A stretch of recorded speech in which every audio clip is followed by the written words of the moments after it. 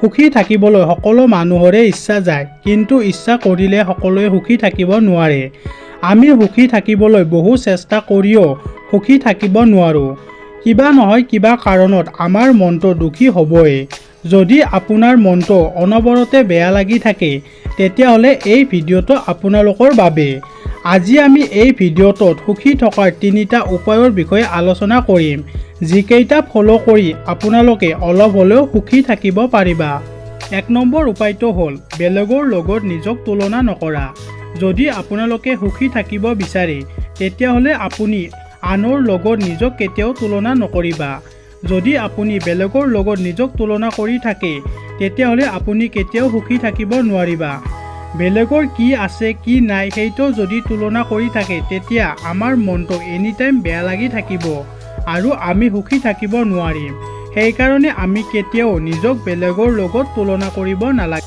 2 number উপায়টো হ'ল হৈ যোৱা ঘটনাবোৰ মনত পেলাই নাথাকা। আগতে হৈ যোৱা বেয়া ঘটনাবোৰ মনত পেলাই নাথাকিবা, কিয়নো বাৰে বাৰে হৈ যোৱা ঘটনাবোৰ মনত পেলাই থাকিলে মনত বহুত আঘাত পোৱা যায়, যাৰ কাৰণে আমি দুখী হ'বলগীয়া হয়।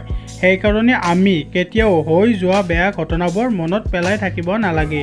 3 নম্বৰ উপায়টো হ'ল কাৰো পৰা কেতিয়াও একো আশা নকৰা।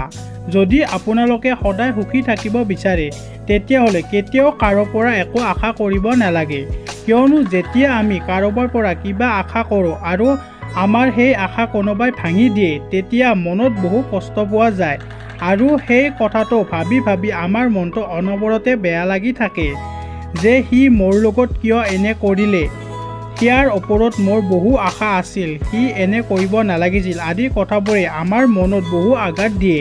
সেইকাৰণে আমি কেতিয়াও কাৰো পৰা বহুত আশা কৰিব নালাগে। যদি ভিডিঅ'টো চাই ভাল লাগিছে, তেতিয়াহ'লে আৰু এনেকুৱা ভিডিঅ' চোৱাৰ কাৰণে আমাৰ চেনেলটো ছাবস্ক্ৰাইব কৰিবা।